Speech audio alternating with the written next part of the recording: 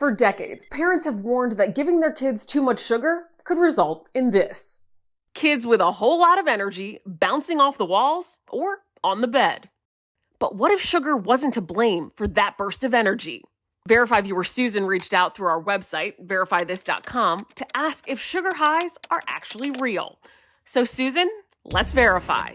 Can eating too many sweets cause a sugar high? Our sources are the Academy of Nutrition and Dietetics, the American Heart Association, 4 studies on the impact of children consuming sugar, and a Yale Scientific blog post. You might want to sit down for this one. All of our sources agree that years of research show there is no actual link between consuming sugar and the hyperactivity known as a sugar high. Verify traced the phrase back to a diet plan devised in 1973 by Dr. Benjamin Feingold. According to a blog post from Yale Scientific, the Feingold diet advocated the removal of food additives, such as dyes and artificial flavors, from children's diets, because they might lead to hyperactivity. While Feingold's diet didn't actually suggest removing sugar, sugar was eventually grouped under the category of food additives. Since then, over a dozen studies have proven this claim to be false.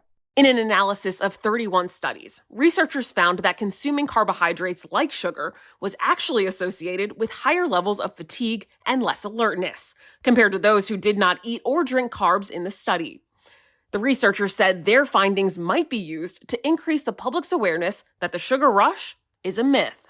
So we can verify, no, eating too many sweets doesn't cause a sugar high.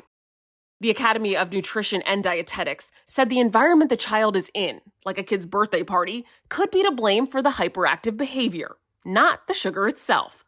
Still, that doesn't mean that kids can eat all the candy and cake they want. The American Heart Association says too much sugar can lead to serious health problems, including cardiovascular disease and diabetes. With your Verify, I'm Ariane Till.